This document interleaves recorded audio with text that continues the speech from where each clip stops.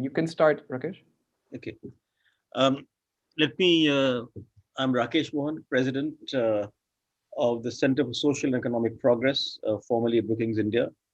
Um, I'm delighted to welcome all of you, of course, first the panelists and then the whole audience. But before actually getting to the event itself, given the current situation in India, we are holding this webinar during very, very, very difficult times in our country, in India.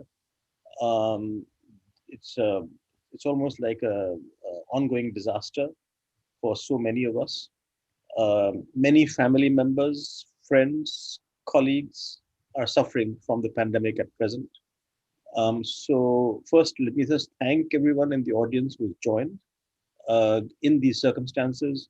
So we do need to constantly keep track of this and just have my, so everyone has my best wishes and thank you for joining during these circumstances, and to say to everyone, please stay safe, don't go out, because the current contagion is just something that is we've not seen since the pandemic started in the world, actually, to my knowledge. So having said that, I won't dwell on this, but I think that this is a time in which we do need to help each other and do whatever we can to people, for people who are actually affected. Almost a quarter of CSEP staff actually are affected. That's how contagious this current surge is. But let me again thank everyone for joining this webinar. Um, Before I hand over to our moderator, Constantino Xavier, let me just say that from my point of view, that the most important thing that's going to be happening in the world is really the rise of Asia for the rest of this century, certainly for the next quarter century, next half century. And the world has not quite figured this out. The incredible movement of the fulcrum of the global economy, from the way I put it, from the Atlantic Ocean to the Indian Ocean. Going beyond the economy is going to make a huge difference in terms of geopolitics and geostrategies that different countries employ. Um, in our case, in India, we've always been much more focused on the West, starting from Britain, being the having in the colony of Britain, but we have been far more focused on the West and the East. Our Prime Minister Narasimha Rao started the Look East policy. The current Prime Minister, Mr. Modi, with Act East policy. But this is going to be the biggest challenge, to my mind, in our strategic posture around the world. That just as we navigated the shoals of the Cold War between the Soviet Union and the United States, we now will have to navigate the new shoals of China and the US. And just like we did non-alignment at that time, we will need to practice our best of diplomacy to maintain our strategic autonomy.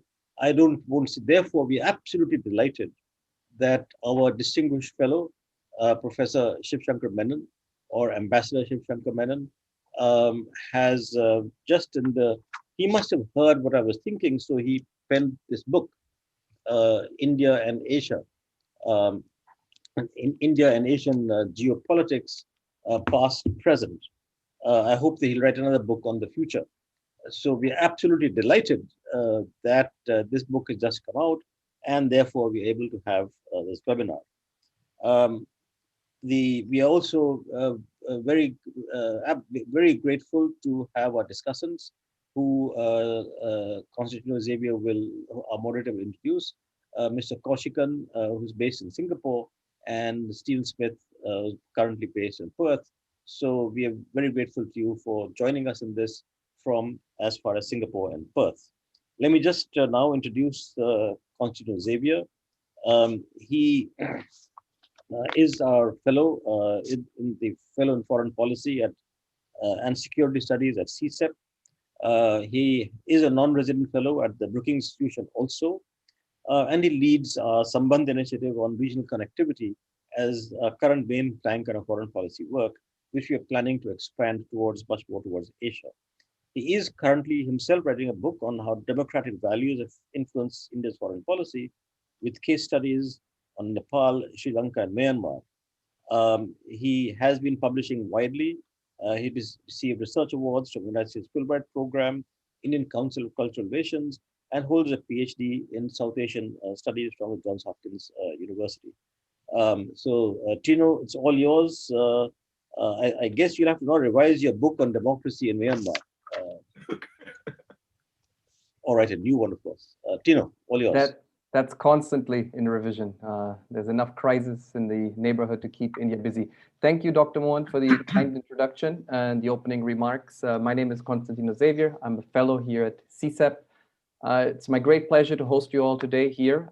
We've actually had a record number of registrations despite the difficulties going on here in India and around the world. But centerpiece in this flagship seminar really is Ambassador Menon's new book, India and Asian Geopolitics, The Past Present, published in India by Penguin and by the Brookings Institution Press in North America and most of the rest of the world. Also available on Kindle. So please make sure if you haven't yet to pick up your copy, whether old school paper or digital. But what we'll do here today is really focus on the book about this issue of India's posture, location in the past, present, and maybe future in Asian geopolitics. Thank you, Ambassador Menon, for this fabulous book and for bringing us all together, and particularly bringing to us two stellar discussants from two other points in Asia, Singapore and Australia. In the interest of time, I won't give long and detailed biographies of both, but quick introductions to welcome each. From Perth in Western Australia, we are joined by Professor Stephen Smith. He's a professor of public international law at the University of Western Australia since 2014. In a distinguished career spanning 20 years in the Australian Federal Parliament, Professor Smith served as the Minister for Defence, and prior to that, also as Minister for Foreign Affairs and Minister for Trade between 2007 and 13 in those 6 years. He was federal member for Perth for the Australian Labor Party from 1993 until 2013. Welcome, Professor Smith. Thanks very much. Great to be here and great to congratulate Shivshankar on his terrific book. So thanks, Constantino. Thank you. From a little closer, across the Bay of Bengal in Singapore, we're joined by Ambassador Bilahari Kosiken. He served as Permanent Secretary of Singapore's Ministry of Foreign Affairs from 2010 to 13, having served prior to that from 2001 onwards as second Permanent Secretary in the same ministry. He was also Ambassador at Large for Singapore until 2018.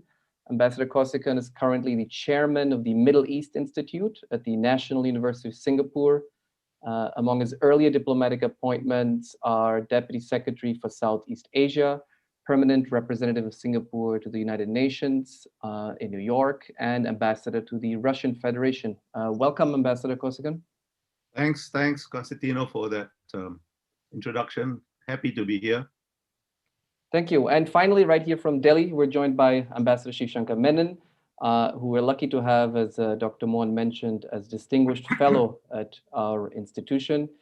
He's again to blame for bringing us all together here with another fine book, a few years after his book called Choices.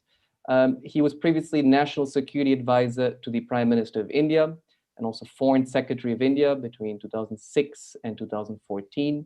He served as the Indian ambassador or high commissioner to China, Pakistan, Sri Lanka, and Israel. He's currently visiting professor at Ashoka University, India, where a lot of students were lucky and are lucky to have him, and I think contributed a lot to what we're seeing here today in the shape of this book. He's also the chair of the Ashoka Center for China Studies at Ashoka University. And the book I mentioned previously, which in many ways is, I think, a must read before this one, is called Choices Inside the Making of Indian Foreign Policy.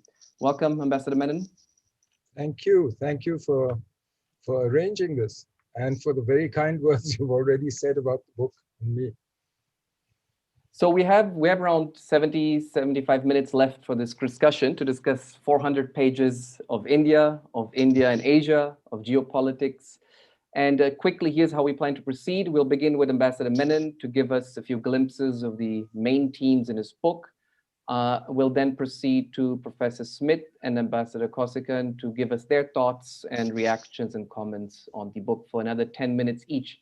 And that should leave us then with around 40 minutes or so for a free-flowing interactive discussion that I'll moderate, hopefully also with questions from you in the audience. So do feel free to drop written questions in the chat box or the Q&A box in Zoom. We'll try to also pick up questions coming in through YouTube and other platforms, but please share them, ideally with your name and affiliation, and I'll do my best to select and direct as many as possible to our distinguished speakers.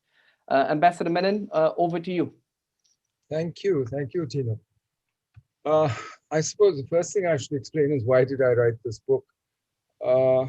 And frankly, it came out of a course that I teach at university on India and Asian geopolitics. And I teach the course because, frankly, it seems to me that while there's been a lot of attention on India's relationship with great powers, India, US, India, China, India, Russia, etc., the India-Asia story has been relatively neglected. And it's a story that I think is going to get more and more important for the reasons that Rakesh just mentioned. The other reason I wrote the book, frankly, is, when I was teaching the course, and I remember somewhere in the middle I said Mrs. Gandhi, meaning Indira Gandhi, and my students all thought I meant Sonia Gandhi. And I realized they were all born in this century. And what for me was my life was for them ancient history. But they were interested in it, which surprised me. I mean, I didn't expect that level of involvement and interest. And I thought if they're interested in it, maybe other people are too. So I thought maybe it's worth telling the story before we forget about it. And that's really why I wrote the book. But I also wrote the book because I am worried. I do think that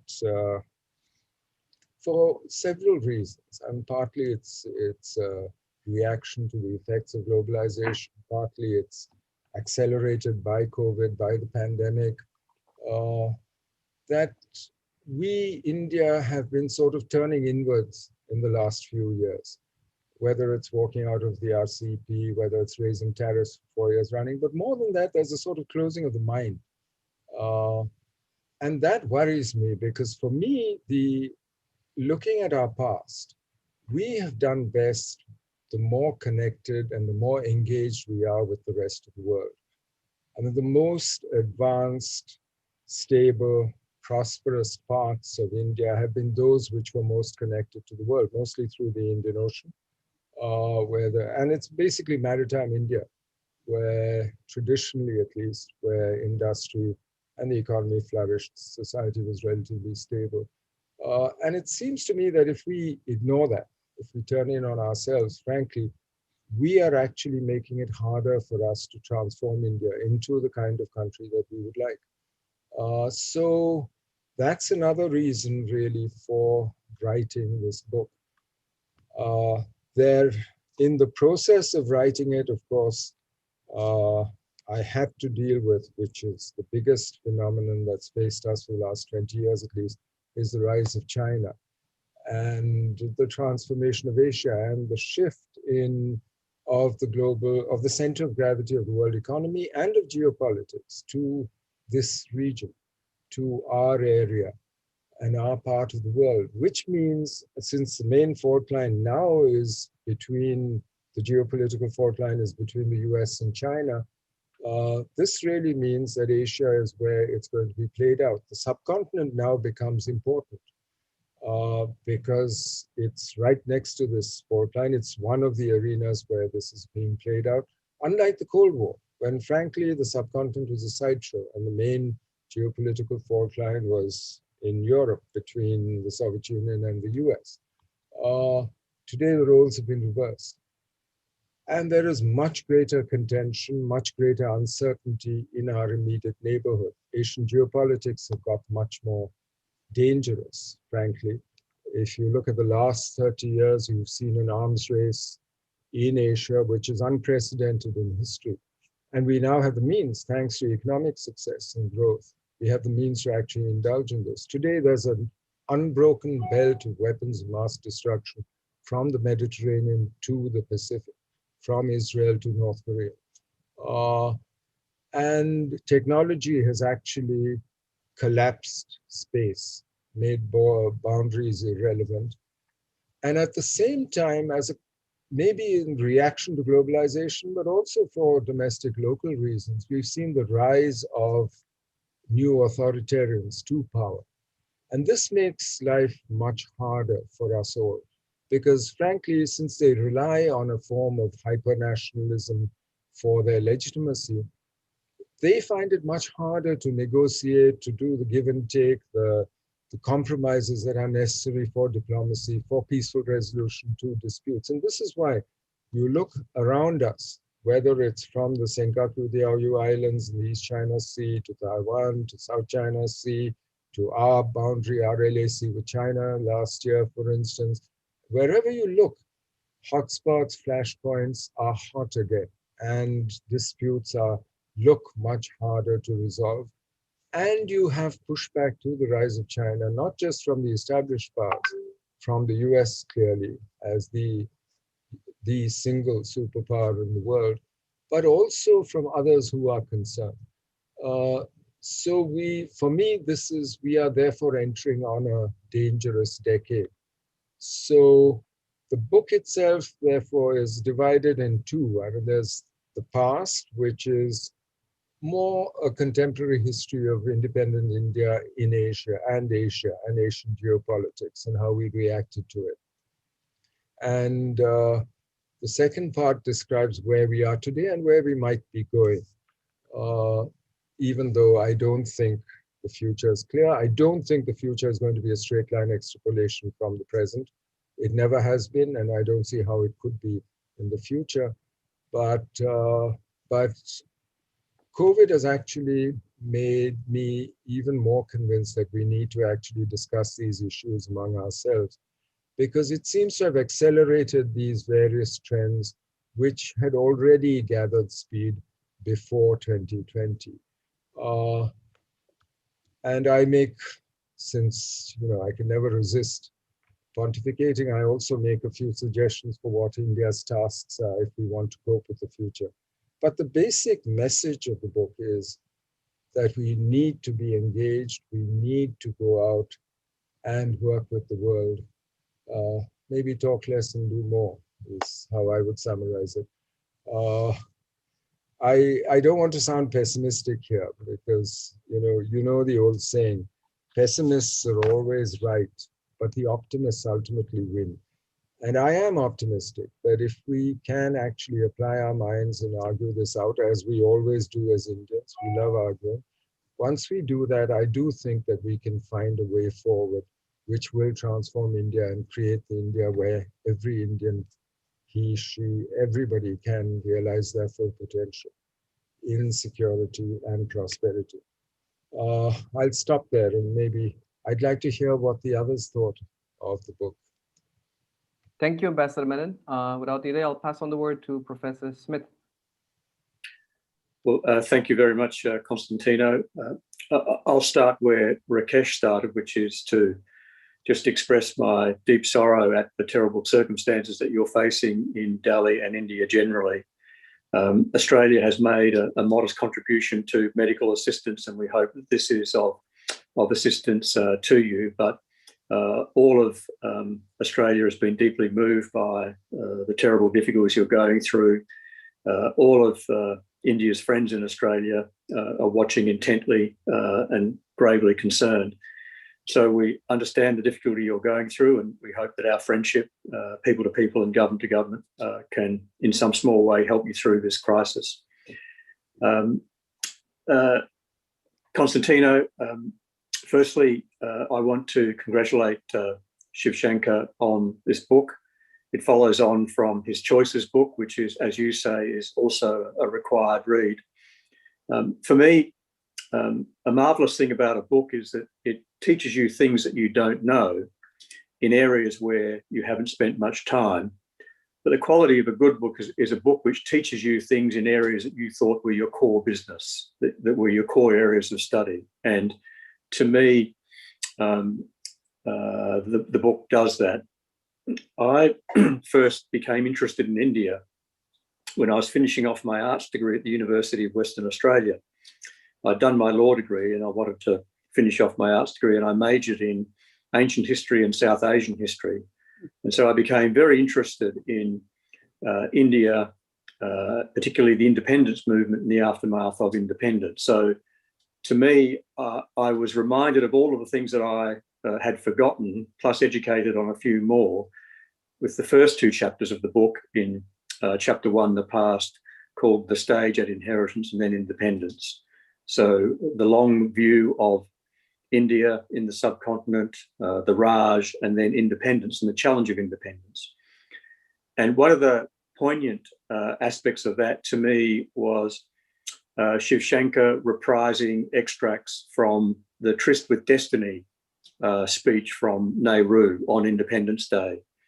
And these aren't the words, all Indians will know them, but where Nehru talks about the great challenge being to ensure India becomes a great democracy, a great secular and tolerant society where people can live in freedom and in prosperity.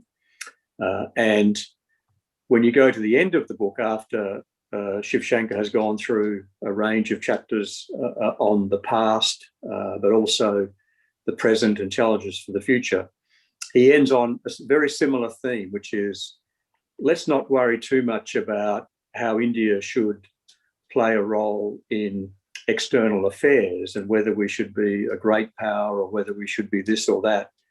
The starting point for all of this is to ensure that the modern India is modern, is secular, is tolerant, and provides a decent standing of living for all of its people. And he makes the point on a number of occasions throughout the book that other than China, India has taken more people out of poverty in its time since independence than any other country, and that task continues.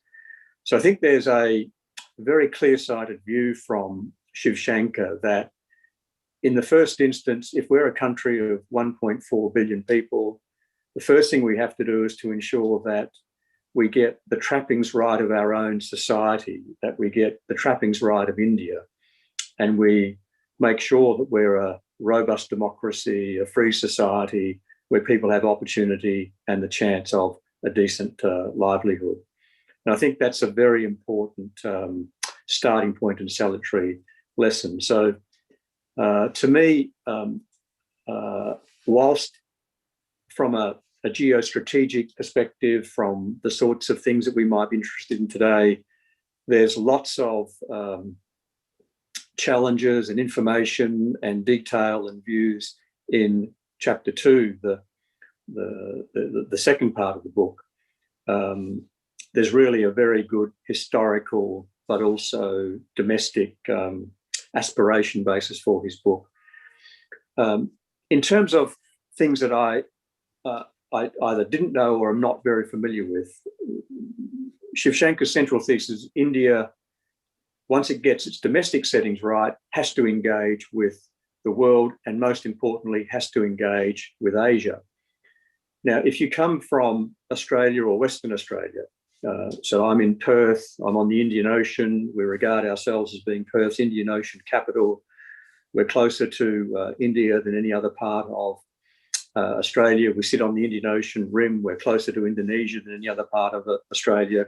So we regard ourselves as influenced and motivated by what's occurring in the Indian Ocean.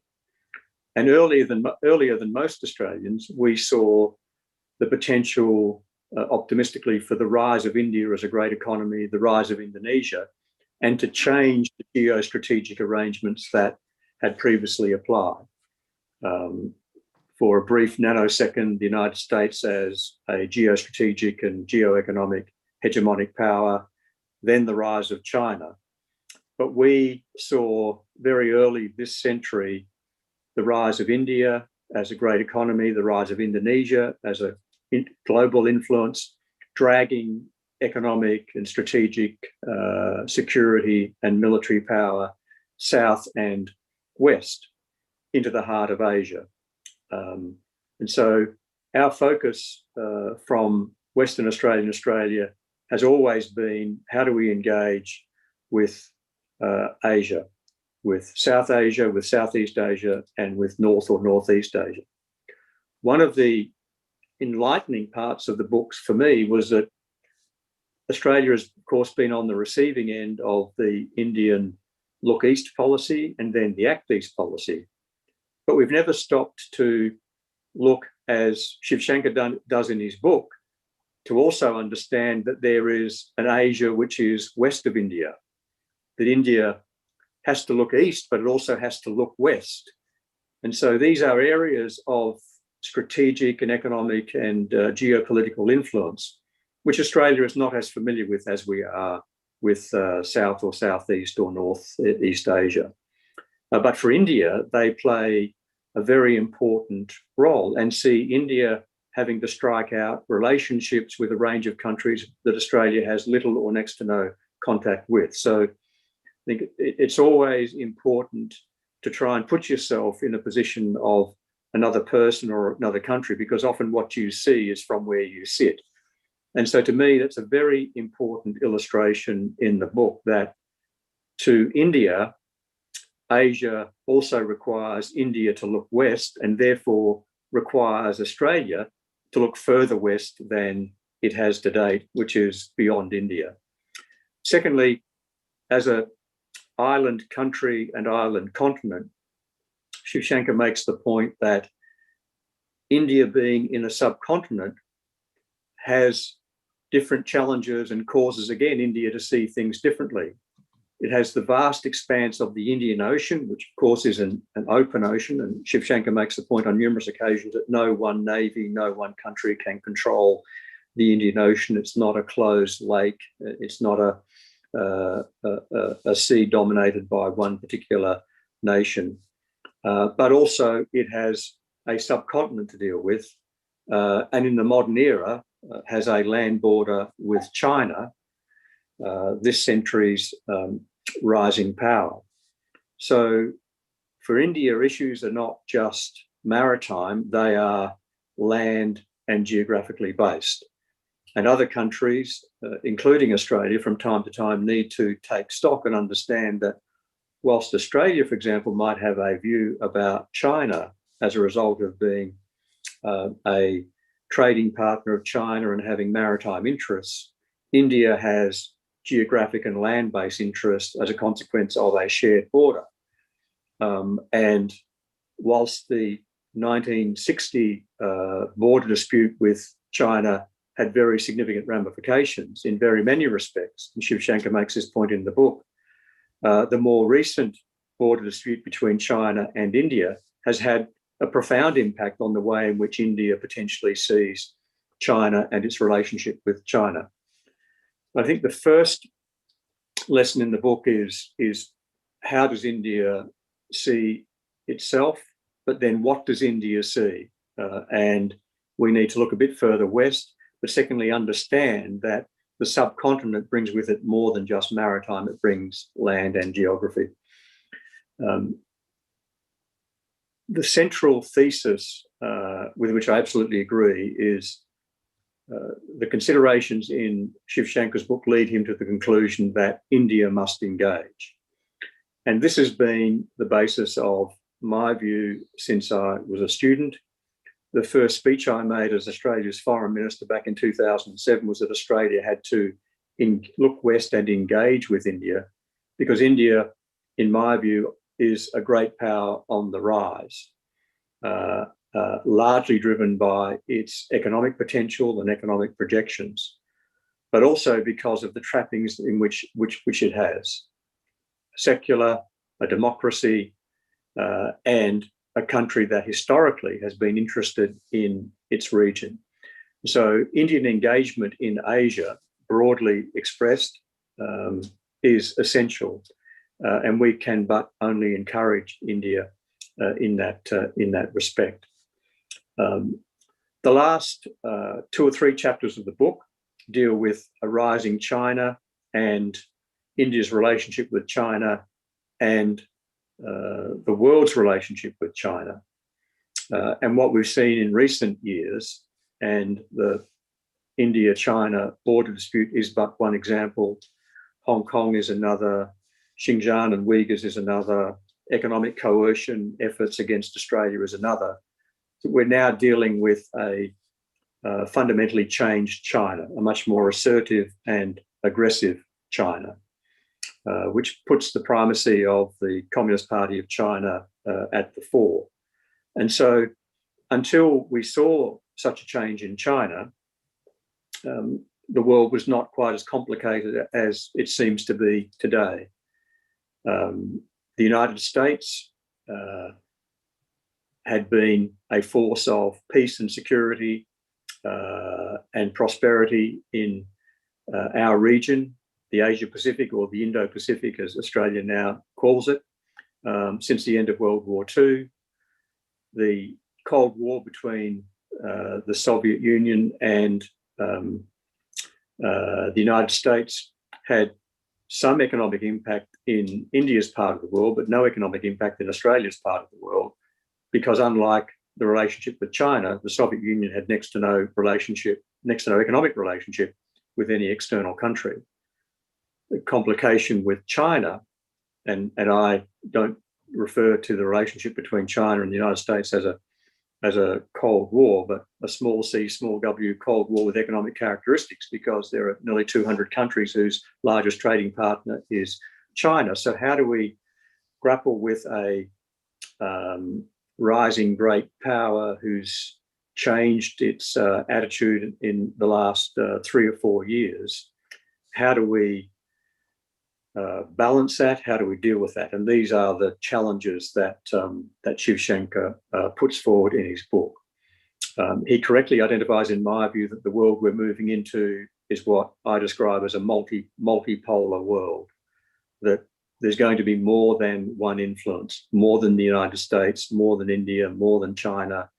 Indonesia and ASEAN will play important roles, just as Japan, Korea, and Australia will. So our part of the world will be a multipolar world. But the challenge will be, how do we ensure that as we move forward, we can maintain, we can ensure that competition and contest doesn't deteriorate, that misjudgment or miscalculation doesn't cause us significant problems, and we can continue to work towards a prosperous region and prosperity for our citizens.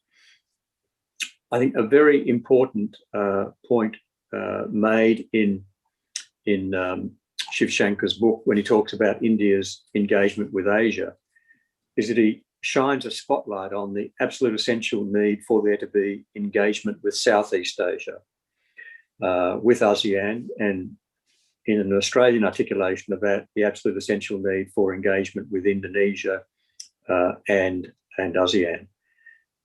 In very many respects, you can mount the argument, which ASEAN does, that as power shifts from the north and the east to the south and the west, that ASEAN or Southeast Asia is at the fulcrum of that change and the pivot point, if you like, between the Indian Ocean and the Pacific. And engagement with ASEAN is important. I regard the East Asia Summit as the piece of regional architecture that provides that opportunities, where all of the key players are in the room at the same time. And Shivshankar makes the same point.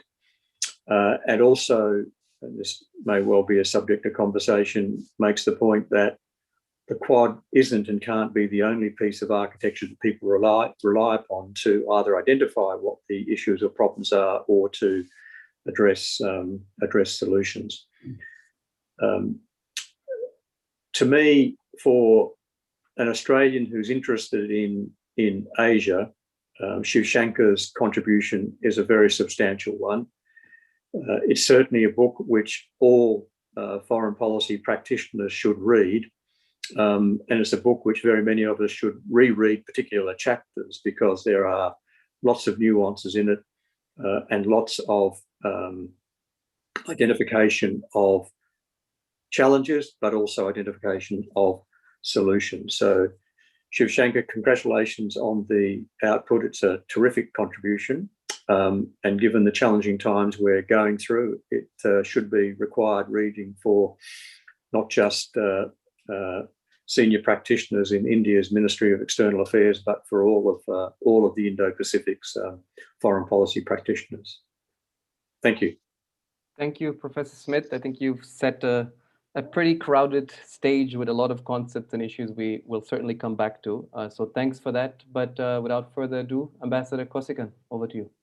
Thanks, Constantino. Well, let me begin by joining Mr. Mohan and Mr. Smith in expressing my sorrow at what's happening in India in the last couple of weeks. And I think many Singaporeans had the same reaction. How could this happen? Why is it happening? Anyway, not to dwell on that, it's truly an honor and pleasure to be asked to help launch Shivshankar's brilliant new book. And I praise his book not just because he's a good friend or just because he writes lucidly and perceptively, if that goes without saying. Of course he does, and the last few chapters in particular, the second half of the book and the second half of the second half in particular are probably the most succinct and perspective analysis of the current situation and how we got here I've come across. And it can be read with great benefit even if you are not particularly focused on Indian foreign policy as an analysis of the general geopolitical situation. And reading his book made me conscious of how much I have benefited from his conversation over the years.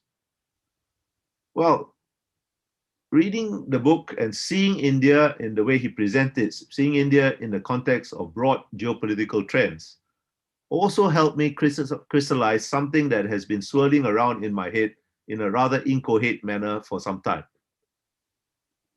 And I'm going to test this idea out on you. And of course, Shivshankar, don't worry. I want everybody to know you are in no way responsible for the abuse or use I'm going to make of your ideas. Now, what is this thing that's been swirling around in my head for some time? Well, I have been, for some time, quite puzzled about how to characterize India's role in Asia. It's not obvious, when you think about it, right? To merely say that India is an important Asian country seems to me rather trite. Trite because it's obviously important. How can such a vast country be not important? And to describe it as merely important seems somehow incomplete. The description begs something essential, but what exactly that essential thing is a bit harder to pin down, at least to me. Furthermore, while I think no one will deny that India is important, the hard reality is that India has at the same time consistently disappointed those who have regarded it as important, including, I dare say, many Indians themselves. So how can a country be so consistently important and so consistently disappointing? The usual answers that India is internally distracted, India lacks enough military capability or economic capability, Indian politics prevents swift action, and that other countries do not understand India, or the other countries' expectations of India are often unrealistic, and so on. You know all these arguments. Do not seem to me to be adequate. Right? I mean, they're not untrue, right? Unfortunately, they're all in some degree true, and we can debate the degree to which they are true and which is more important and so on. But if these are all true to some degree, why consider India important? And yet we do. I don't think we are all just masochists, who enjoy being constantly disappointed. And attitudes toward India are actually often contradictory.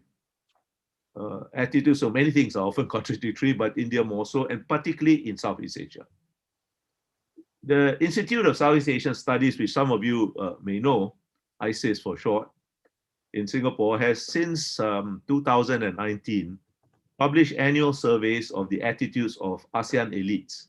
And by elites, they mean policymakers, journalists, academics, and other opinion shapers in all the 10 members of ASEAN, on how they look towards, what their attitudes are towards various issues and towards the different dialogue partners of India, including India. Now, We shouldn't take any opinion survey too seriously, and I don't, but they are at least indicative. So let me briefly cite some of the results of the 2021 ISIS survey, which vividly illustrates how it illustrates very clearly the contradictions how India is perceived in Southeast Asia. Now, the participants were asked if they were confident if India would do the right thing to contribute to global peace, security, prosperity, and governance. But only just under 20%, 19.8% to be exact, across all the 10 ASEAN members expressed confidence that India would do the right thing. If it's any consolation, only 16.5% thought China would do the right thing. But at the same time, across all the 10 ASEAN members, a very respectable 37.3% regarded India as a responsible stakeholder that respects, champions international law, rules, and so on. So there's a contradiction. On the one hand, under 20% think India will do the right thing for global governance, regional governance, but 37% think it's a responsible stakeholder. And even more starkly, although 37% think it's a responsible stakeholder, only 6.6% said they would turn to India to hedge against the uncertainties of US-China strategic rivalry. Full of contradictions. And these contradictions, the disparities are even starker if you break down individual countries. I'll just give you one example from Singapore, right? Of those surveyed in Singapore, a whopping 75% thought of India as a responsible stakeholder, 75%. But only just over 10%, 10.2% to be exact, were confident about India doing the right thing. And only 5.1% would turn to India to hedge against US-China rivalry. Again, massive contradictions. And if you look at okay, I'll give you one more example just for thing. Cambodia, in Cambodia, 15.2% thought India would do the right thing. But nobody, 0%, thought India was a responsible stakeholder. Yet, 15.4% of Cambodians would turn to India to hedge against US-China rivalry. Clearly thinking about India and Southeast Asia is something of a muddle. And similar muddles can, in various degrees, seen across all ASEAN members when they are surveyed about India. And it's too simple to my mind to dismiss all this as ignorance about India, although I think ignorance is certainly some part of the answer. Ignorance and prejudice is some part of the answer.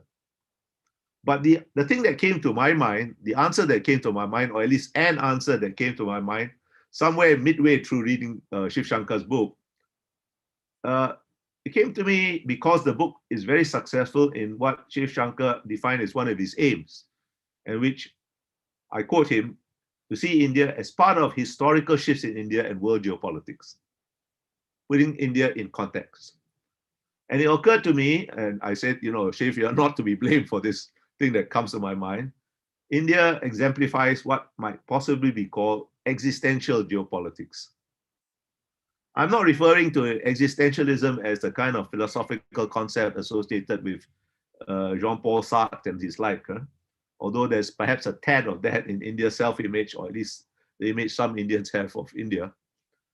I'm using the term more as it is used in logic, referring to some proposition, that is to say, to affirm the existence of a thing. There are some countries that by their very being have a geopolitical significance. And their geopolitical significance endures irrespective of whether their foreign policies are proactive or passive, as India has been both, regardless of whether particular policies succeed and fail, and India, some of its policies have succeeded and some have failed, and even regardless of whether these countries are well-governed or ill-governed. And it occurred to me, this is almost a perfect description of of all the contradictions that you come to your mind when you think of India's place in Asian geopolitics. And this is a thought that perhaps occurs more readily to a small country like Singapore, because small countries are intrinsically irrelevant in the world. For us, relevance is an artifact to be created and maintained by human endeavor, whereas big countries can usually can and usually do take their relevance for granted for the simple reason that they are indeed always in some way relevant. Now, India's relevance today is underscored by the new concept of the Indo-Pacific and in the existence of the Quad. And despite the lack of confidence or the muddle about India in ASEAN, India is nevertheless an ASEAN dialogue partner, a member of the East Asia Summit, the ASEAN Defense Ministers Plus meeting, and the ASEAN Regional Forum. And to my mind, it is unthinkable that should ASEAN create some new forum in the future, it's unthinkable if any member would seriously oppose India's participation. Some may grumble a bit, but no one would seriously oppose it. No ASEAN member, I mean.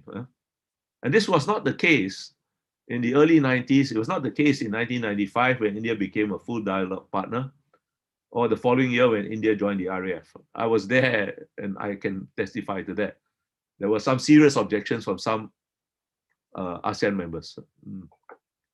The change of attitude towards India, and I should just add, there is a parallel change of attitude towards ASEAN, towards the US among some ASEAN members, was not so much due to India's look east or act east or even glance east policy as it was due to Chinese policy.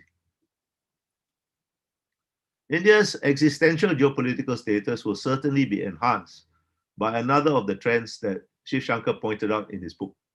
That is the natural multipolarity of Asia, which Mr. Smith also referred to. Natural multipolarity is my very brief and inadequate summary of Shivshankar's much more nuanced and sophisticated analysis, with which I entirely agree. The very existence of India, together with other Asian powers such as Japan, the Koreas, North and South, Vietnam, Indonesia, and Australia, and some of these countries, don't forget, Japan, Korea, Vietnam, their core national identities rest on the foundation of not being China and not accepting the Chinese world order, despite having internalized many aspects of Chinese culture. And this is a check on Chinese ambitions. The very existence of these countries, and India is certainly a big chunk of this. But the question for the future is whether, given the other trends that you have analyzed, Shiv, given these other trends that you have so penetratingly analyzed, which I think amount to a qualitative change in the strategic environment for all of us, is it sufficient for India to, as it were, continue to lie back at ease on the couch of its existential geopolitical relevance and await events to further enhance India's relevance? And if not, what is to be done? Now, I think I've already spoken for too long, and I want to leave as much time as possible for questions. So I'll leave the answers to these questions to our discussion end here. Congratulations, Shiv, for your brilliant new book, and thank you all for listening to me. Thank you, Ambassador Kosiken, on that question of lying back on the couch and relaxing or not, and what to do. Ambassador Menon, maybe over to you to maybe respond to both discussants. And well, very briefly, to start where Ambassador Kosiken left off, the whole point of the book is to say we can't lie back on the couch and just relax. Yeah.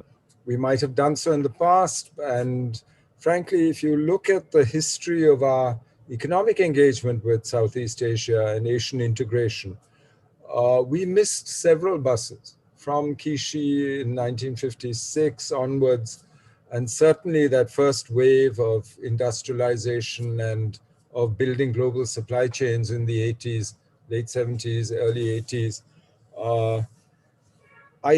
My worry is that the impact of COVID, a slowing world economy, domestic economic difficulties is actually leading us to, as you said, lie back on the couch, when actually we should be doing much more out there with our neighbors, with Southeast Asia, with Australia, with Japan, with all the others actually.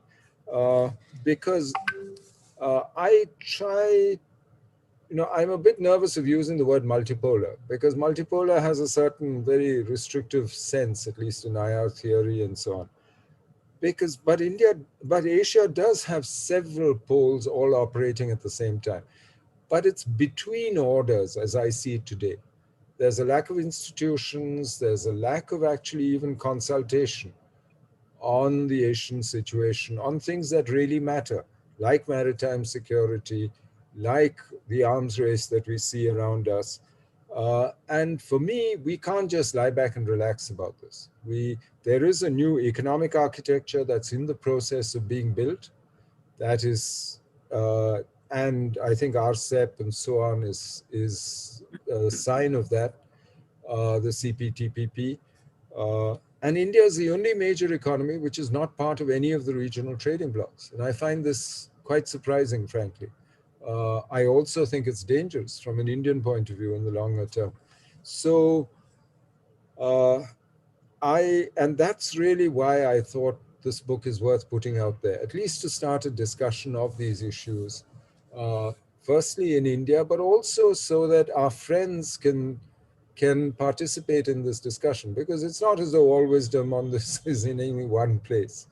As Stephen said rightly, we each see things differently depending on where we are.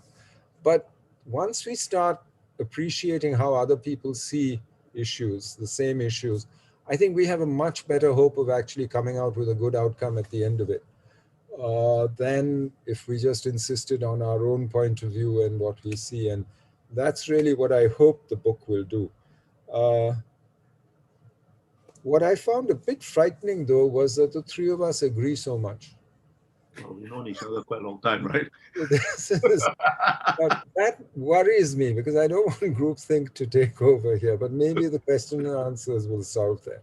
Well, I'll try my best, Ambassador Menon, and I'll try with one big question, which is, early on in the book, you say India is not an island.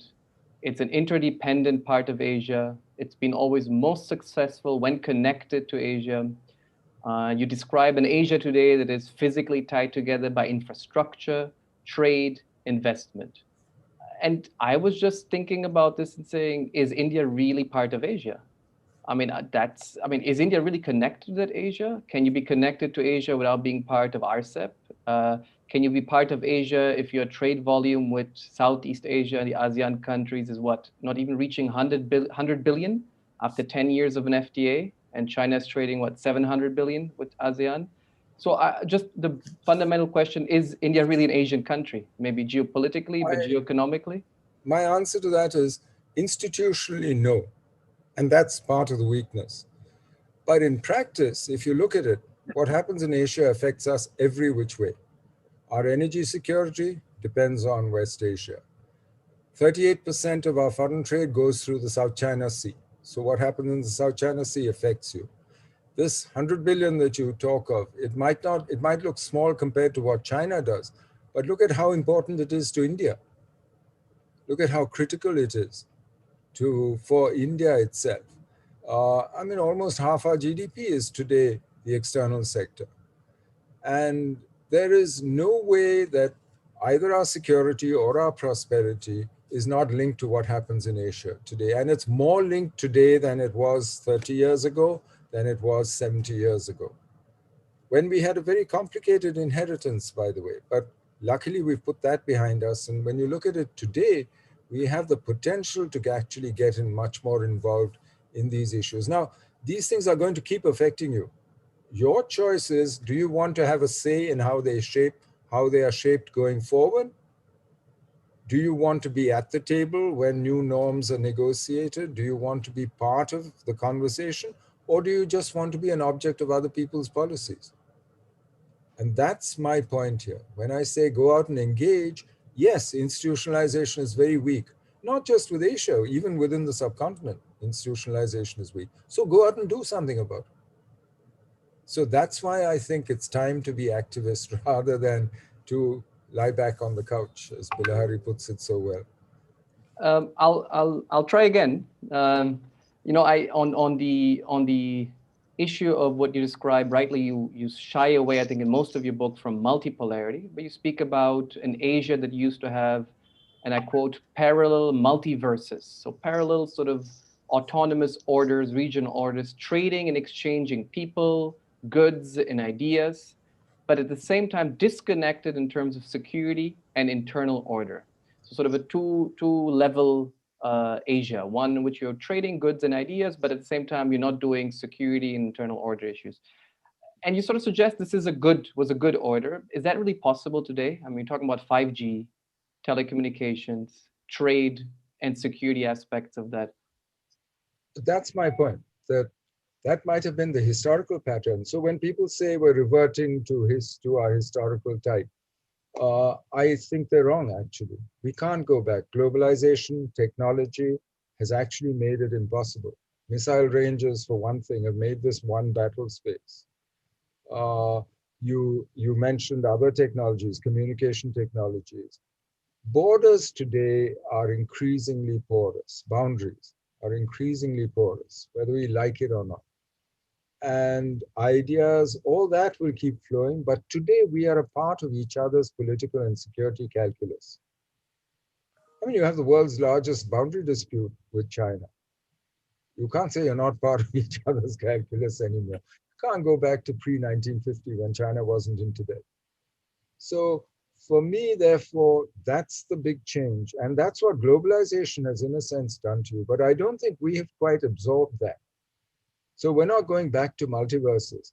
We might be going back to an attempt to create separate orders in some domains. I mean, in the internet, the Chinese are trying to create their own internet, as separate from what the West and the US have. And certainly that kind of thing will happen. But ultimately, I don't think you can today disconnect your politics, your security from each other. And that's, I think, the big change today. And it's time that we realize that, and therefore went out and shaped that environment and the rules that apply. Right. Can I say something, Kosiken? Yeah, Ambassador Kosiken, over to you. To supplement what Shiv just said, it's quite clear that the big geopolitical fact is China's emergence and its rivalry with the US. But I have been constantly upset by the trope of the new Cold War. This is fundamentally different from the Cold War between the US and the Soviet Union. Why? Because the US and the Soviet Union, in principle at least, led two different systems, and the competition was to see which system would prevail. Now, China and the US are part of one system. In fact, they both together collectively make up the largest part of that system, right? And their competition is within one system, and they are linked, and the other parts of the system are linked by supply chains of a density, of a complexity, of a scope they have never before seen in the world economy. Soviet Union and China and the US, their two systems touched each other only peripherally. Their main common interest was not to kill each other and the rest of us, right? But the links between the Chinese and the Americans are much more profound. And that makes them uncomfortable, you know? And it's a fundamentally different kind of competition. So you can't opt out, you know? Even to be non-aligned has a different meaning in this new context. When India decided to leave the RCEP, I was disappointed, but I wasn't particularly surprised because it was coming, right? I mean, India in the last 6, 7, 8 years, whatever was on the reform agenda, trade liberalization certainly wasn't there. But what disturbed me a bit more than just India leaving was that there seemed to be so little discussion in India, apart from a small strata of people, all of which I seem to know because we all think alike, right? About whether this was a good thing or a bad thing, right? The people just seem to have taken it for granted, you know, okay, too bad, you know. And actually, it is a big gap in India's engagement of the region, because in this region, as is increasingly clear, and India is part of this whole system, trade is strategy. If you don't have a trade strategy, you don't have a strategy, or you have a big hole in your strategy.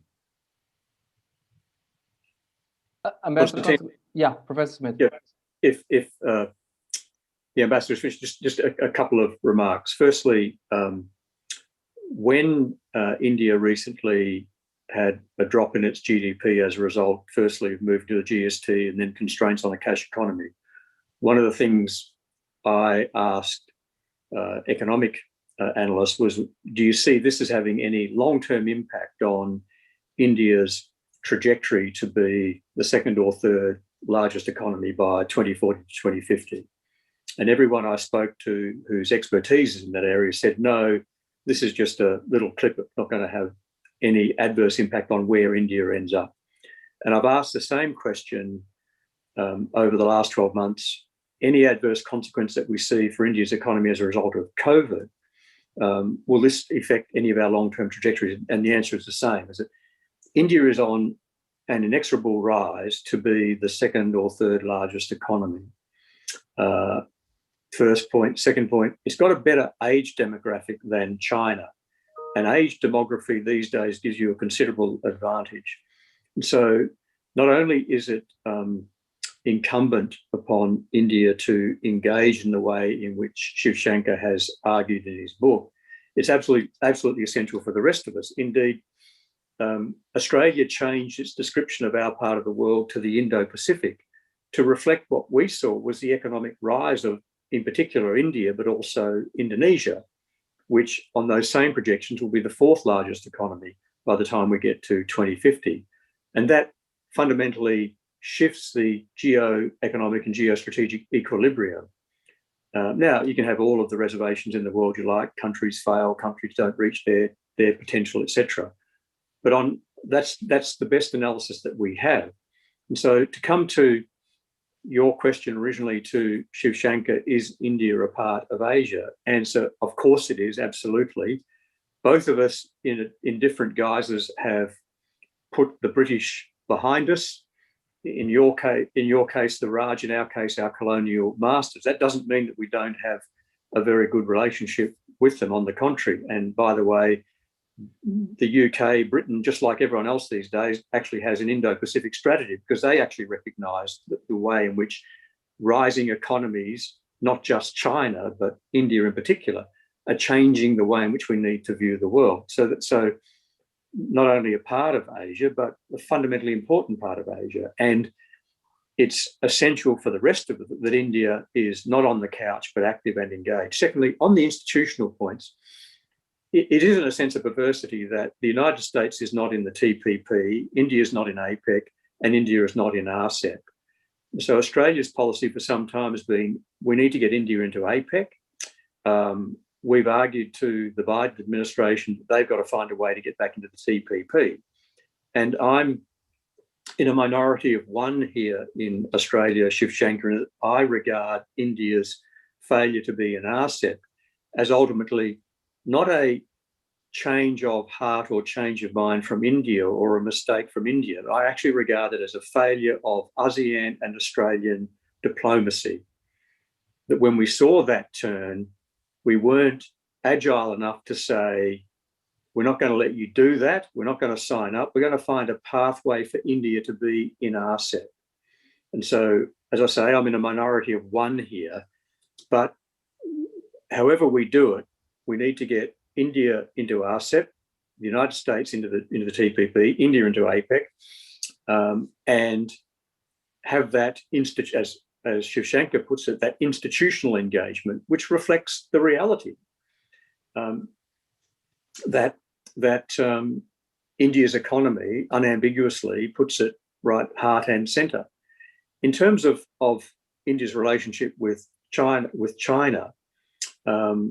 and the point that I've both made and Bilahari's made, which is completely different from the Cold War between the US and the Soviet Union, because there's next to no economic engagement. Now we're trying to grapple with a changed China, a contest/competition between the US and China, which sets the scene currently for the rest of us. But we're all economically entangled from the United States down. So how do we manage that? And the historic point, which is very important to bear in mind, is that everyone looks at Australia and says, you're so engaged economically with China that how can you do what you're doing with the Quad or whatever? China became Australia's largest trading partner in 2009, less than a decade ago.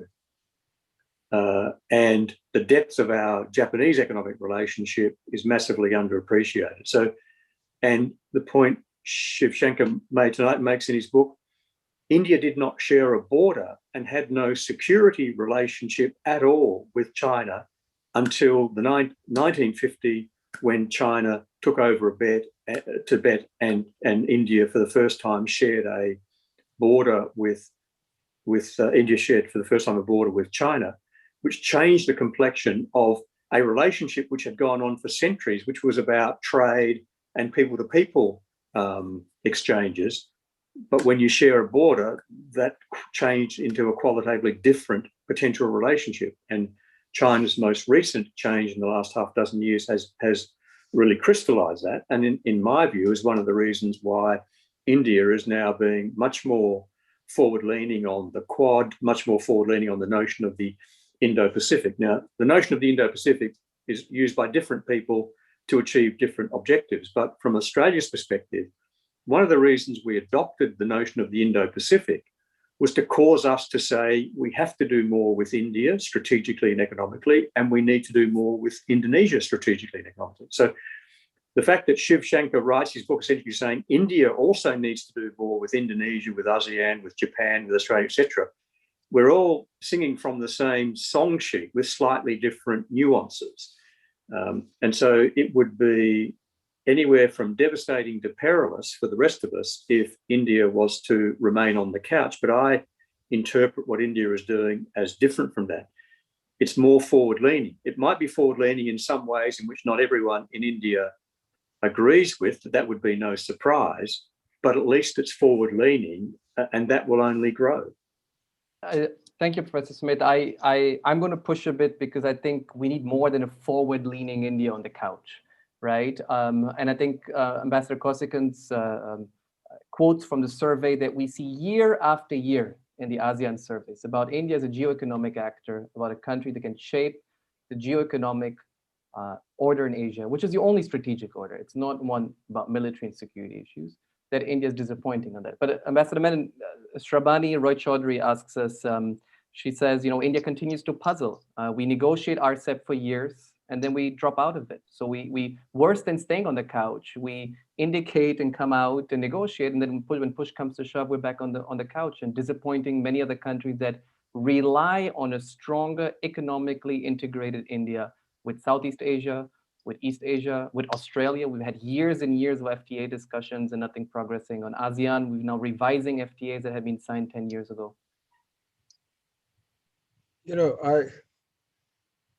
I have no quarrel with what you're saying. In fact, I agree with you, but I'm as mystified actually by that process, because we had 8 years to negotiate the terms on which we would then adjust over 20 years to a full-fledged RCEP, to all the obligations.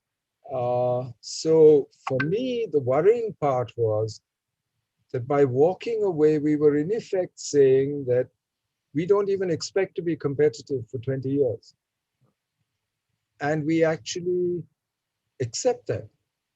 For me, that's the worrying part about walking away from RCEP. And it's not as though since then, and it's been a while, okay, it's been unusual times with COVID and so on, but it's not as though since then we've seen an alternate strategy to actually get out and compensate for not being part of these arrangements. We, not even in simple things, trade facilitation. There's simple stuff to be done here to make life easier for those who trade, who do business. And why is that, Ambassador Menon? Why has India not performed? Now, this is where, frankly, I think part of it is because we've stopped arguing about these things among ourselves. We've been preoccupied for the last year or so. We all have other things to worry about. But I think we need a much healthier debate in India on these issues. I know people have tried to start one. Arvind Subramaniam has been writing about export-led growth and the role of exports in our economy and so on. But it hasn't quite come together in a national discussion of where do we think we should be in this rising Asia, as Rakesh calls it, and where we need to position ourselves. So maybe, we're setting an agenda for ourselves for the future here. It seems to me this is something that we really need to look at, and it's more than just connectivity or just economic relationships, but it's also about the nature of our own economy. And I think that whole continuum actually needs to be discussed together. This is when actually one misses the old planning commission. I know it's a terrible Soviet thing to say, but that's not what the planning commission used to do. It used to provide a place where you could argue and where you could at least agree on the facts and the data, and then see where you could go. Now, maybe you don't need, the word planning in the name, but I think somehow we need to create a forum like that again. Because it's, for me, the worrying part is that. That's why I said this closing of the mind, as it were. That's what really worries me. I'll come back to the closing of the mind, but Ambassador Kosiken, from your vantage point in Singapore, at least my impression is that a lot of Southeast Asians these days want more of an India, but don't see India showing up where it really matters. And where it really matters is economic integration, connectivity, ease of investment for Singaporean companies coming here. Maybe I'm biased sitting here in Delhi where things always look very negative, but I constantly hear echoes of greater and greater disappointment. Coming back to your opening theme, how do you convince your co-citizens that beyond being a big economy, India is also an economy that will matter to Singapore, giving it alternatives, options, and shape the order in Asia beyond depending too much on China? Look, I think there is, on this particular point of Singapore, I think there is a certain degree of responsibility on both sides, right? Our free trade agreement with India became an object of our domestic politics, and that didn't help. I think that phase is past, because the reason it became an object of our domestic politics is no longer a valid reason, right? But I think that I think there's one more thing that's on our side, right? We Singaporeans are actually a very parochial people. Wherever we go, we expect to find Singapore, right? And when we go to India and we don't find Singapore, somehow we get very surprised and sometimes disappointed, which always, bewilders me, right? Okay. So there is some responsibility there. We need to in fact, you see, look, our big companies, I don't think there's a problem, right? They know what to do here and there. The real problem for us, and that's where the room for growth is our small and medium-sized companies. And they are too comfortable. They go to India and they get bewildered. India is complicated, there's no doubt about it, right? But they give up too quickly because there are also other opportunities elsewhere. India is a big market, yes, but China is a big market. Indonesia is a big market. They are much more, it's complicated, but it's a more familiar complication to them, right? So I think, we haven't given up on India because, we can't. India is there. How to give up, You can't just ignore 1.4 billion people, right? And to put things in perspective, as I said, when we were, 1980s were kind of lost decade between India and ASEAN for a whole host of reasons which are no longer valid. We were kind of like on slightly different sides of the main geopolitical issues of those times, but that's gone. And Singapore played the major role in bringing India back into ASEAN's fold. And we don't regret it at all, but there was a lot of resistance that time, right?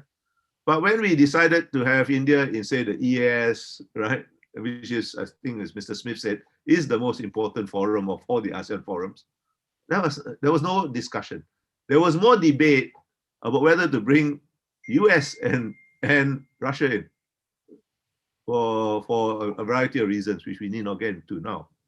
So there is a recognition, but we find it very difficult to put that recognition into a tangible form. Look, there are two major powers that are contiguous to Southeast Asia. One is China, of course, but the other is India. People forget, right? We don't forget, but how do you operationalize it?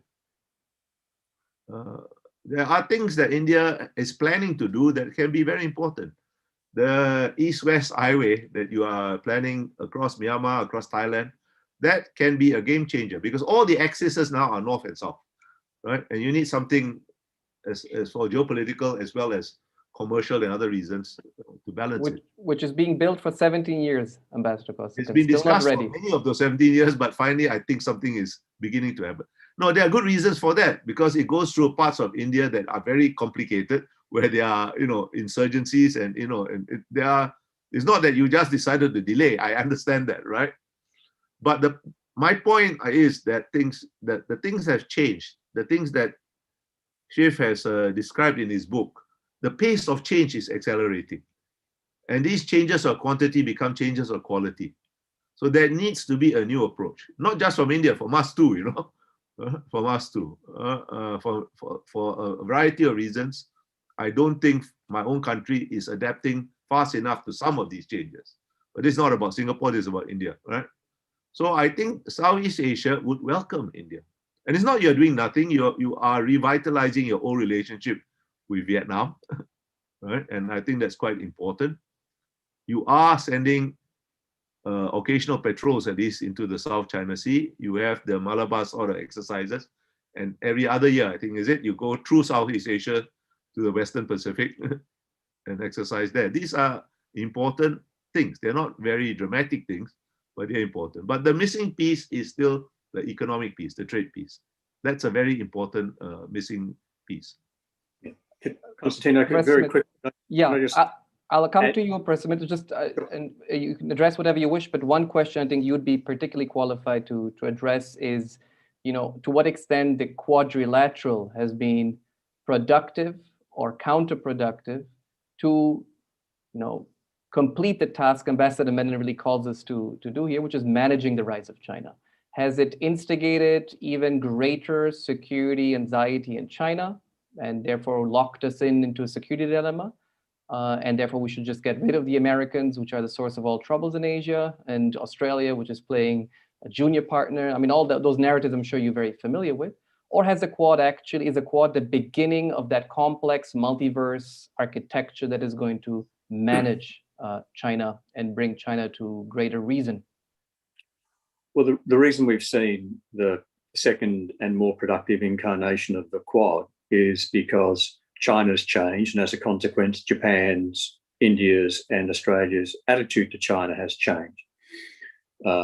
That's first point. Second point, that the Quad will be useful, but it's not going to be the thing which solves all of our problems. And if we're not careful, the Quad can also be misleading.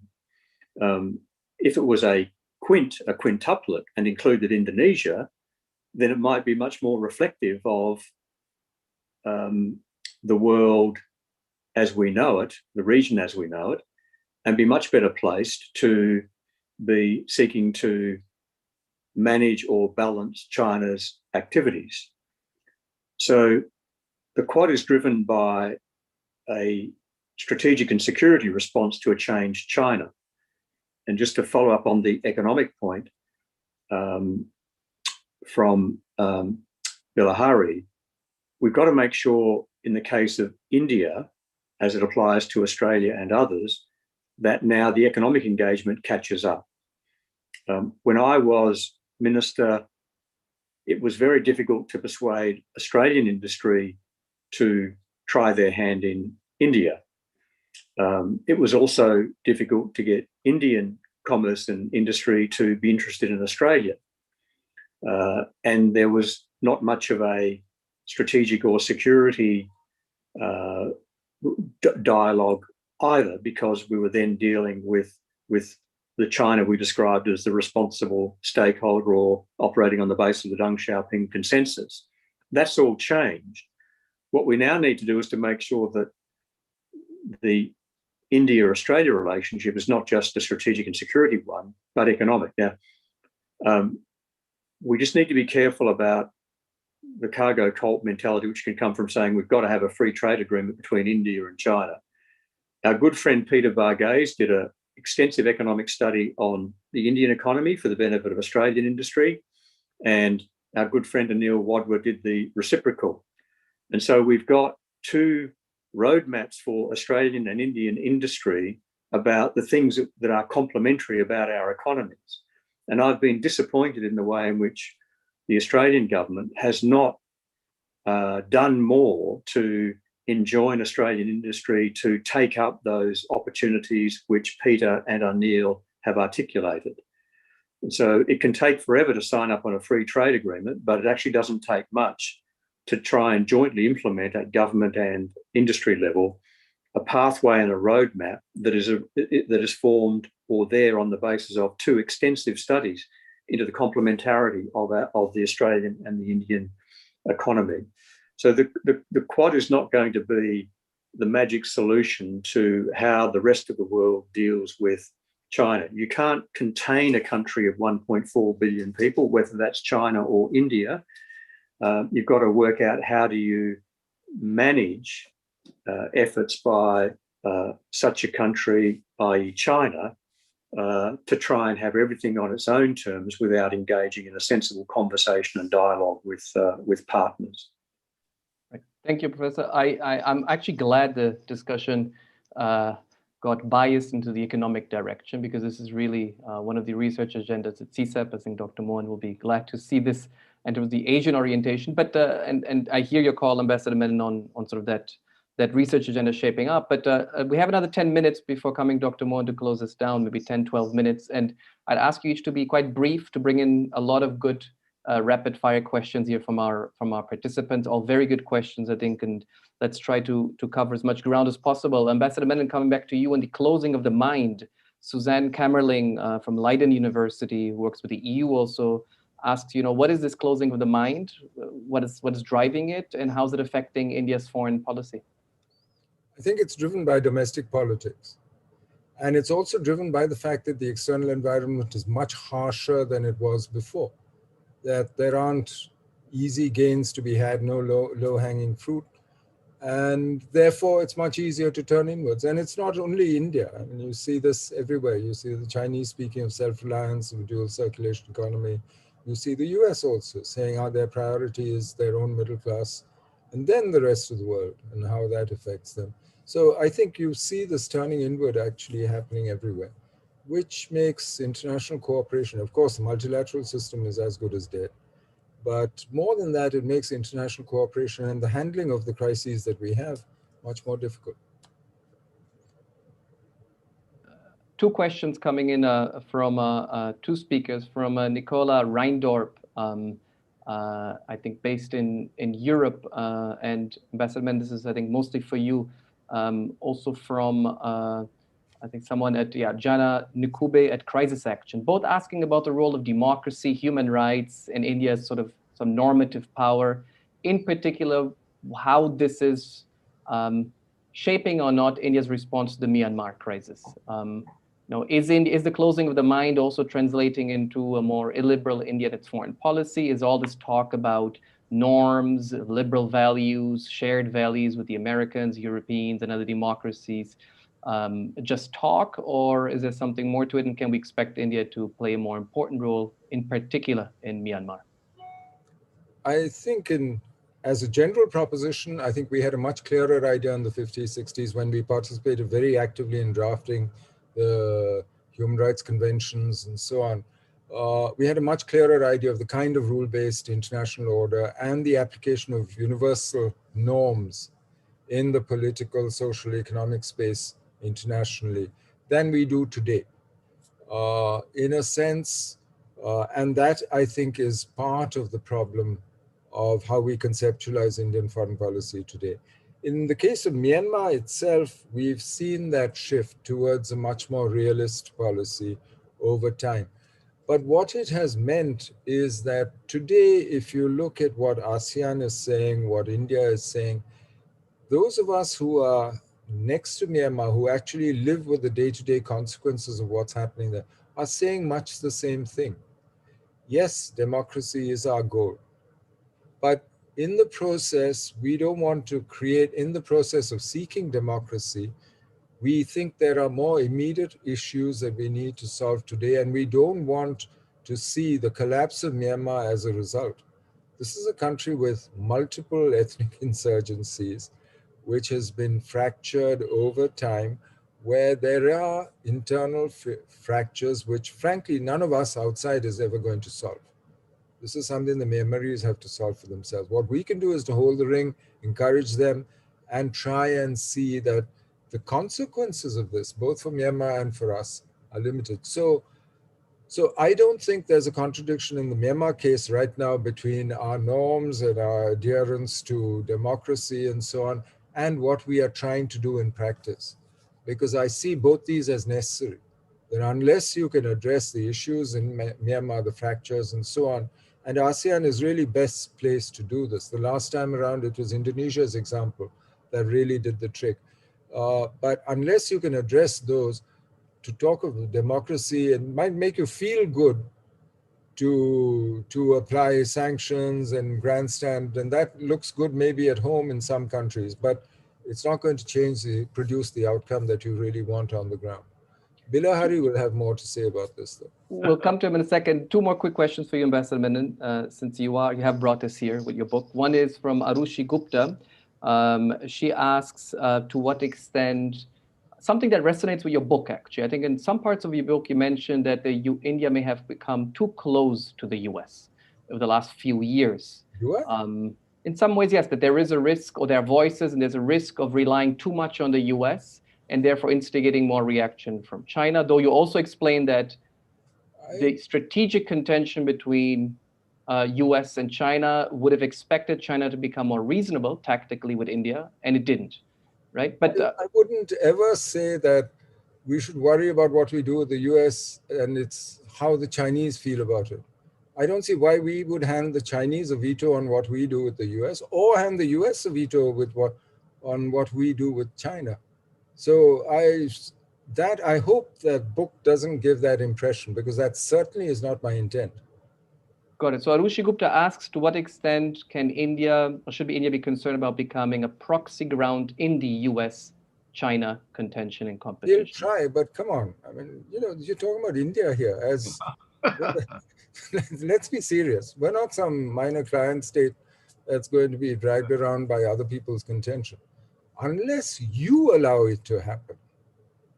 I mean, that could happen conceivably, theoretically, but I'd be amazed. I mean, I don't see that at all. And frankly, that's not geopolitics. For me, this idea that, if I talk to the Americans, the Chinese will get annoyed and therefore I mustn't talk. This is not the way to run policy, not for any self-respecting country which has its own interests to pursue. I think we should stop thinking of geopolitics in those terms. There's more to geopolitics than that. And the way I define geopolitics in the book is the long-term drivers that drive state decisions. So geography, history, resource endowment, demography, things like that. And finally, can you have a cosmopolitan foreign policy, an Nehruvian, like you describe, one Asia, open, connected foreign policy philosophy, but be conservative, radical, ultra-nationalist at home? And to what extent is there a bridge there? And I speak because you suggest, particularly in your very gloomy afterword, that India's foreign policies become reactionary, politicized, negative, or at least it sounds a little scary. But I keep hearing Prime Minister Modi, and I hear a lot of Nehru.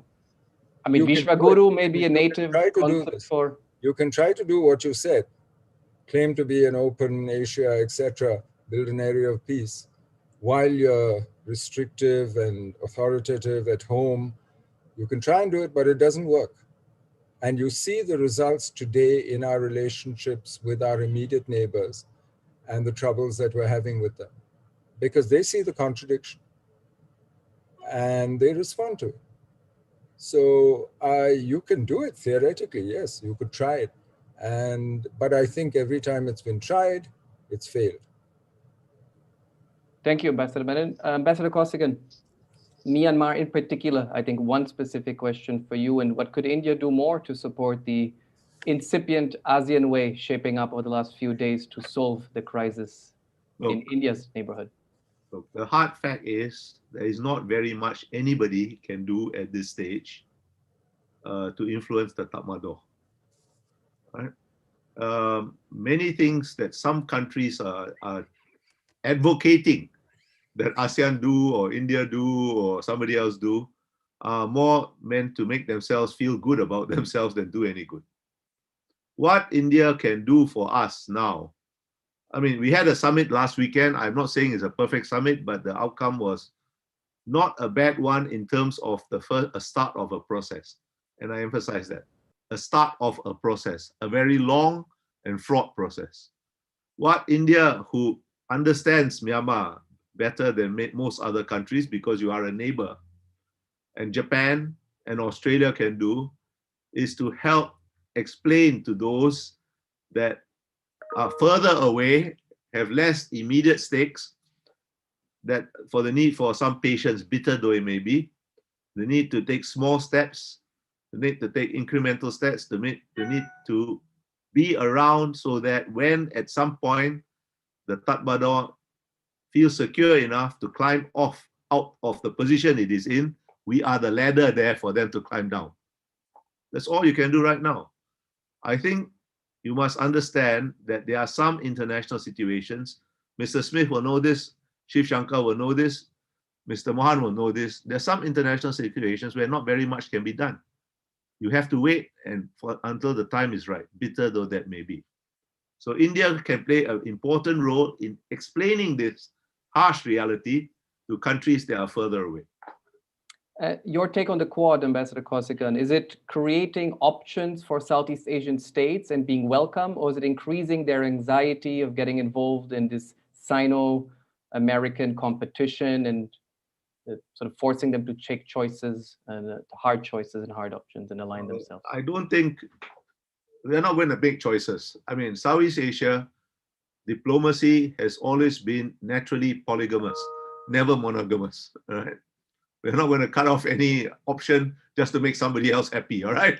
Okay, let's start from that base, okay? Right? Now, the Quad was not a unified concept. There are certain things that unified all four actors, and it has become a bit more unified under Biden than, say, under Mr. Pompeo. Because Mr. Pompeo's idea of hard container of China was, first of all, impossible. As I think several people have said, you can't contain 1.4 billion people, right? But it scares people.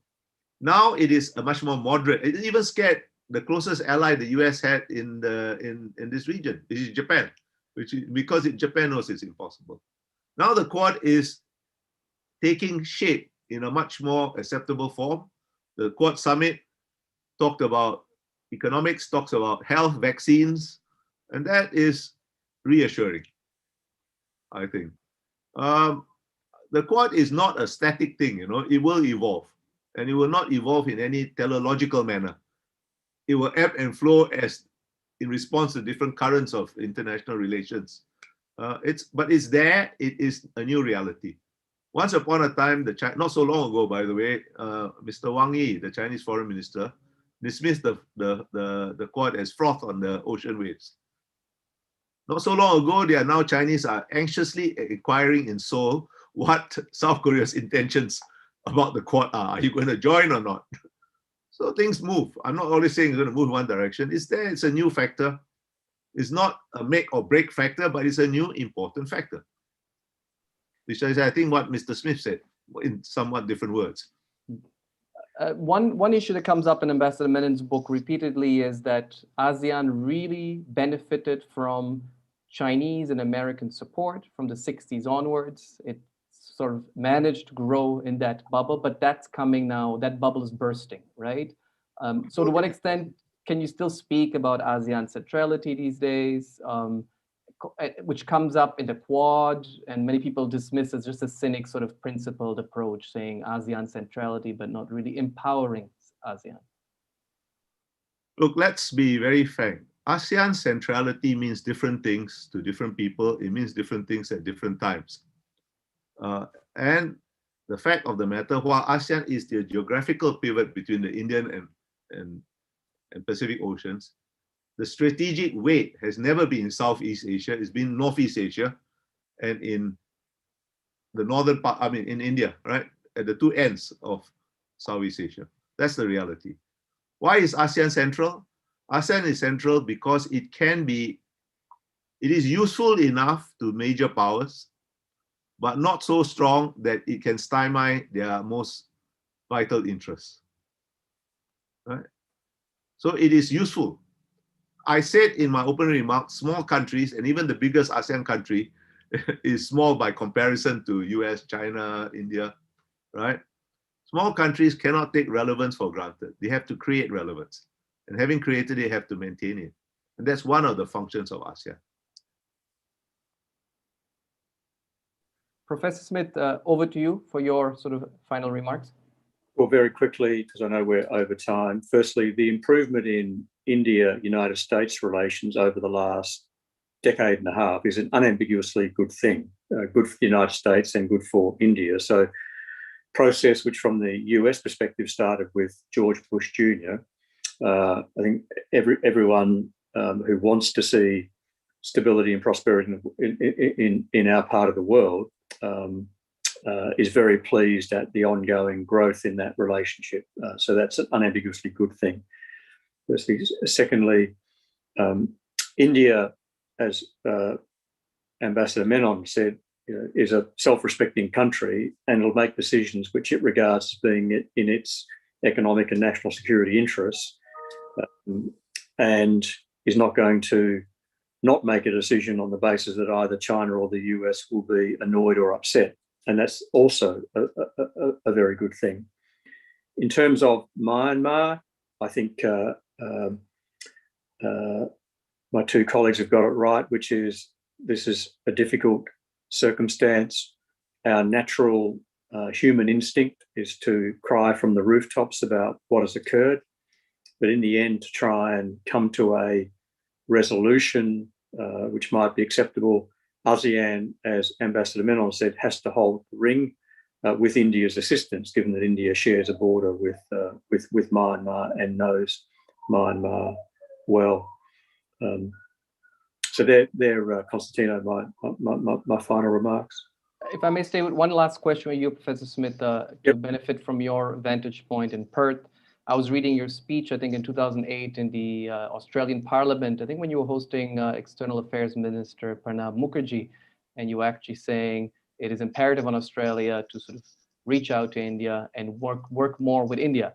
But one question coming in, and I've been selecting a few of the younger people here would have been excellent questions, and my apologies for the many questions I've not been able to take, but one excellent question from Riddhi Kotewale. She asks, what does it take for India to be taken seriously for its own importance, its own size, its economic value, rather than just being a balancing factor, say for Australia against China, right? And I think many countries face that. They sort of reach out to India to balance off China. Is that the only utility? How have you dealt, or have you seen that debate playing out in Australia over the last few years? Well, from a personal perspective, there have been many people, including myself in Australia, who've argued long and hard for a long period of time that Australia needs to up its engagement economically with India. My first speech as foreign minister was my own Look West speech. Before I became a minister, I spoke about the need to engage India economically, and I tried to effect that as best I could during my time as a minister. It's only been in more recent times where the China relationship has changed the tone of engagement with China, and where other nations have reached out to China, reached out to India, as India itself has reached out to Japan and countries with those security concerns. But I said earlier, in the case of India and Australia, the economic relationship must catch up with the strategic and security relationship. And that's a large piece of unfinished work which both of us need to do. I've been very critical of lack of activity by both Australian industry and Australian governments. But this now becomes an essential part of completing the relationship. We have, in my own state of Western Australia, in the 1990s, we had 2 trade and investment officers in India with a promise of a third. We now have 1. The trade relationship between Australia and India, and Western Australia and India, is less now than it was in the 1970s. So there is a lot more that we have to do to grow that economic relationship. That's, to me, that's an imperative. And because of the changed strategic circumstances, I think India is much more willing to engage, and Australia is also much more willing to engage, and that's a good thing. Thank you, Professor Smith. I think with that, an apology to I think we got 50 or more questions, so it's been an absolutely impossible tasks for me, but I hope I selected a few and took advantage of your excellent insights, Ambassador Menon, Professor Smith, and Ambassador Kosiken. Over to you, Dr. Mohan, to close the seminar. Thank you, Tino, as always, for excellent moderation. Though you were not that moderate, I thought that it was great that you asked a whole number of provocative questions. So we'll have to find some other title for you rather than moderator. This has really been absolutely fascinating. And I'll just say a few words, starting from this sort of metaphor, do we lie back? I think everything that we've heard from Shankar Menon, from Kosiken and Stephen Smith, is that there's no question of lying back. We have to get up and run, actually. One of the things that has impressed me over the last 25 or 30 years in ASEAN itself, ASEAN +3, also Southeastern Asia and East Asia as a whole, is a very, very dense set of institutional relationships and structures that have been formed in the last 25 to 30 years. And unfortunately, as Ambassador Kosiken sort of mentioned in different ways, that we kept out of most of them. Whether, as an economist, whether it was Chiang Mai, we are still not of Chiang Mai. I mean, in some sense, Chiang Mai, if looking to the future, could possibly be something like an Asian monetary fund, but it can't be that without our participation. Similarly, many other bodies, CSN, Southeast Asia Central Banking Group, since I was Deputy Governor of the Reserve Bank of India, I looked at that with sort of jealousy in the sense that we were not part of it. There's a huge number of such, some governmental, many non-governmental, deep relationships that have been built in. So it's not going to be, so even if we decide that we want to do what I think each of us in this panel are saying, it's not going to be easy to be accepted. And I think, again, Ambassador Kosiken's remarks on that are very pointed, and we'll have to work very, very hard to gain their confidence. I did have the privilege of co-chairing the joint study group, the framework group with Singapore for the Comprehensive Cooperation Agreement. And that is 17 years ago. Yes, it did succeed to a great extent as far as Singapore is concerned, in terms of intensifying economic relationship with Singapore. We've had the ASEAN FTA that has not been as successful. But again, those are the kind of things that were, I had wished that they were precursors for us to be able to have the confidence. And there's no reason I can say that with great degree of confidence. As an economist, there is absolutely no reason for us not to believe that we can be competitive. And looking to the future of the global economy, it is absolutely essential for us to join the RCEP. So I could go on for a lot on this issue because it's very, very dear to my heart. What I will commit publicly right now is that CSEP will work entirely towards this objective of getting up and running towards Asia.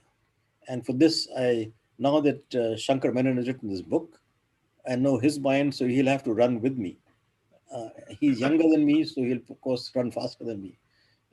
So on that note, let me just end, and it remains for me to really thank very much everyone, starting, of course, Shankar Menon, first for writing the book, second for being on this, for agreeing to this panel, and giving his very pointed remarks, especially in response to Tino's prodding. And I would just say in that this whole issue, that we really need to work on our strategic autonomy while we, in some sense, leap towards Asia.